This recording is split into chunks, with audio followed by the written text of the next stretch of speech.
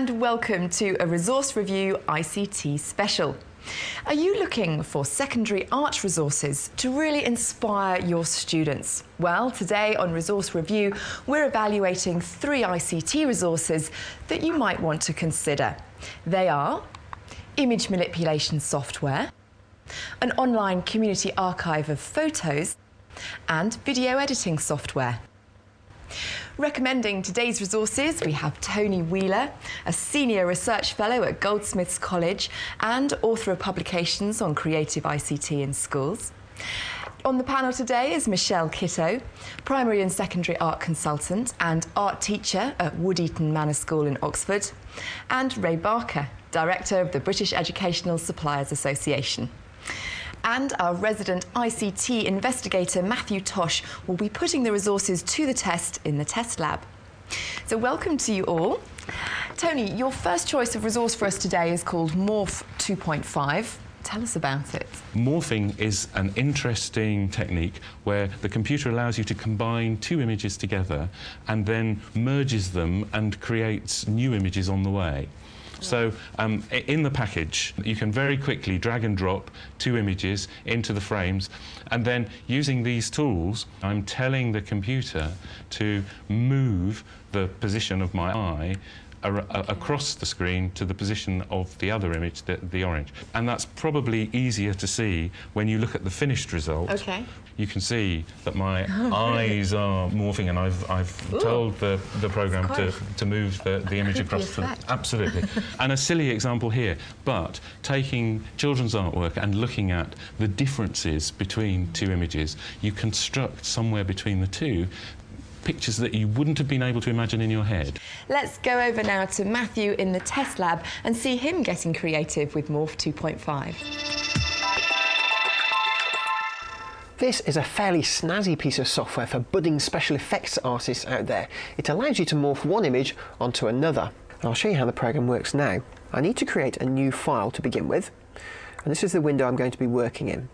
On the left-hand side of that window is my start image, and on the right-hand side is where my final image is going to be. I'm just going to grab a couple of images from my hard drive, and I thought we'd morph an eyeball into a picture of the moon. Now we need to tell the software some reference points, so I'm just going to go around the eyeball, and this is important because the software needs to know how to map the 2 images together. Now, using the pointer tool, I go to my final image and I drag those points out to the edge of my moon. This is just telling it how each point will morph across, like that. Well, that's my points mapped. Let's give it a go. And you can see it doing it frame by frame. It's actually doing the morphing as it saves the video. It's saved as an AVI file, so you can play it back in most media players. So we can just have a very quick look at our finished product. There we are. There's hours of fun to be had with this software, especially if you've got a creative mind. And on that note, I'm going to leave you with one final morph.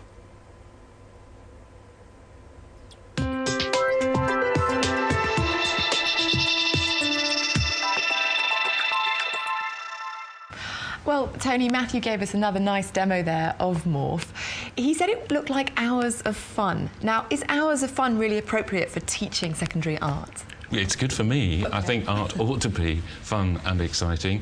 The truth is, once teachers have got the hang of what the programme does, they can begin to think about ways to structure more formal activities. For example, you could imagine a portfolio of work that a child might create and morph their pieces into one another to provide a more exciting digital portfolio of their artwork, perhaps. All right, nice idea. Well, one teacher who has got to grips with it, Michelle, how did it go down in your class? I've tested it out with a few children in the class. They were really, really excited about it. Initially, we just sort of played around with some of the images we could sort of download off the internet, but I think it needs to have more of a specific purpose.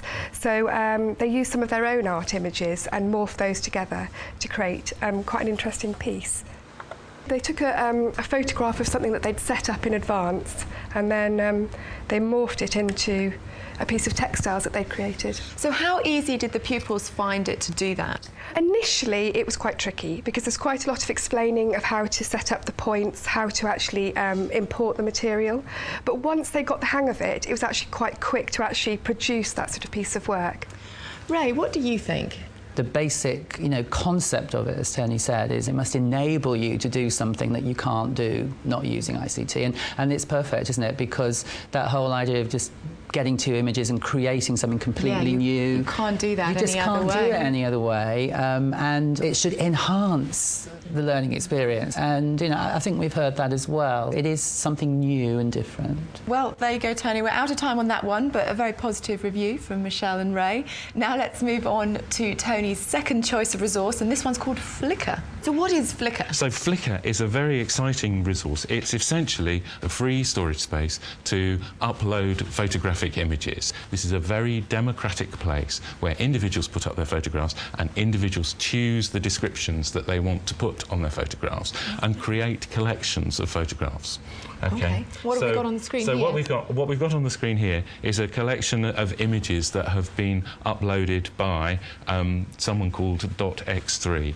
The quality of the images in there are absolutely fantastic and are incomparable to the quality of the image that you might get on a search in Google. OK, well, let's go back to Matthew for a bit of a more in-depth look at Flickr. When I first looked at Flickr, I thought it was just another photo uploading site. But as you'll see in a moment, it does offer quite a few other facilities. Now, you can also upload photos yourselves free of charge, but today I'm going to be focusing on searching for images, which you can do very easily from the home page. You just type in a keyword, and I'm going to search for cat, and see what it comes up with. And here we have our search results. These are all the photos to do with cat. And according to the website, there are over 350,000 photos of cats alone. If I want to look at a photo in more detail, then I just click on it, and up it comes.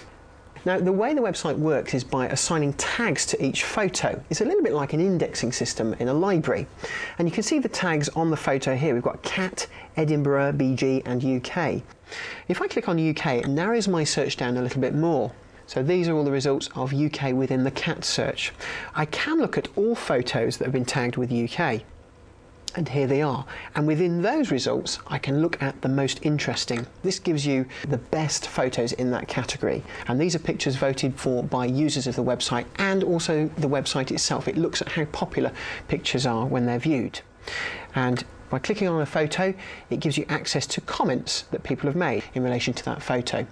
Now, the photos on the website vary from mobile phone pictures to really high definition wildlife photos. And there's some really inspiring work on here. Each user on the website has a user area where you can access their sets, their photos and their favourite pictures. And I'm just going to have a look at one here. There's some firework photos which I think are really good. If I click on one, you can zoom in and you can start to see the definition that you can get on the website. And a little word of warning, when you access the really big photos, it can be quite slow on the download unless you've got a broadband connection. So in summary, this is a networked search facility of high quality photographs. There's some real inspiration here, but I can't help feel, looking at some of the talent, that my point and click technique is somewhat inadequate.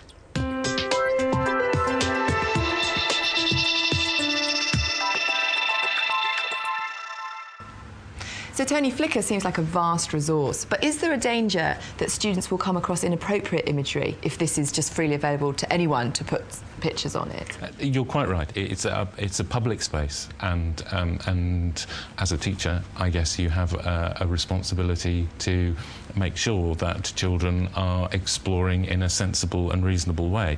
OK. Well, Michelle, you've used Flickr with your students. How did it go down? Oh, they really, really enjoyed it. They found it so much more liberating than sort of other search engines. They found it really good for starting points for project work. So for doing the sort of research into a theme, such as totem poles or surface texture, as we've got here. And one of the features they really liked was this view as a slideshow section. We used it as a starting point for a project by which they could get some images to do some research, and they could then take those back into the art room and either use them to sort of make a collage or to paint from them, or just to get some ideas of patterns or mark making. But we don't want to use them as an end result because they're not the pupils' work. Ray, what do you think of Flickr?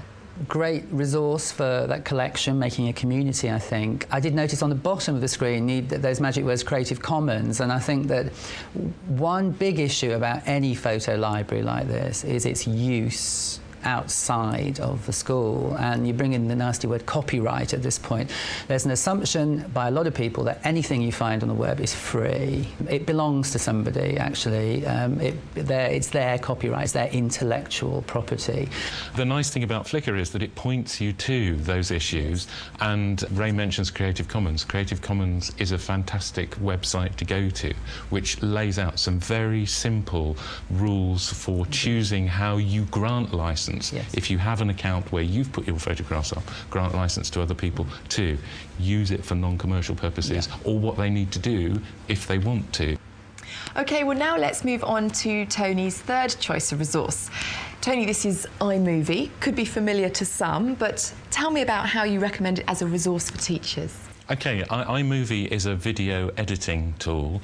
It works on Macintosh computers. The beauty of Imovie is how simple and easy it is to use. So in the context of secondary art, introducing the notion of time and audio as media for children to incorporate into their artwork is really quite exciting. Essentially what happens is you plug your digital camcorder into your Macintosh computer, Imovie recognises that you've done that, and it sucks all your clips out and it puts them in this box at the side here on the right-hand side. What's really easy and exciting is that you can then choose the clips that you want once you've reviewed them and drop them down onto your storyboard down here and begin to create the narrative, the storyline of your story. And then when you play these clips, they bind together. Probably the most exciting aspect of the programme in its current form are the video effects that you can simply drag and drop and apply to your clips. You can then see a preview of the effect instantly applied to your clip. Well, Michelle, you're nodding there. What do you think of this? It's really, really good.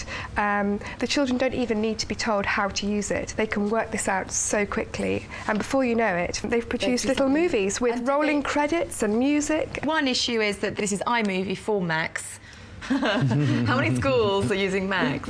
A growing number, let's say that. I mean, when schools have got them, mostly for art and design, then they do not want to let them go because they love them, because they are so easy. Is there something equivalent for PC users? There are video editing tools for PCs. They're just not as supremely easy for children to use. But Ray, can I just ask, what did you actually think of this as a resource? That whole idea of kids being able to experiment and just changing things constantly, trying it out and saying, no, don't like that, want to change that. Yeah. You know, you can't do that except using technology like this. This is, you know, it is supremely simple. And it's talking to children in the medium that they're used to. Well, Tony, you're smiling. That's a great choice of resource if teachers get the opportunity to get their hands on it.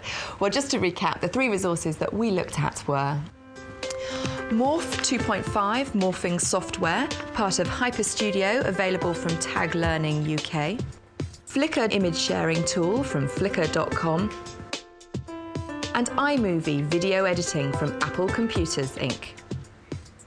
For more information about the resources featured today, go to our website. It's teachers.tv/resource review, or email us, resourcereview@teachers.tv. A big thank you to the panel, to Tony, to Michelle and to Ray. Thank you for joining us. See you next time on Resource Review. Bye-bye.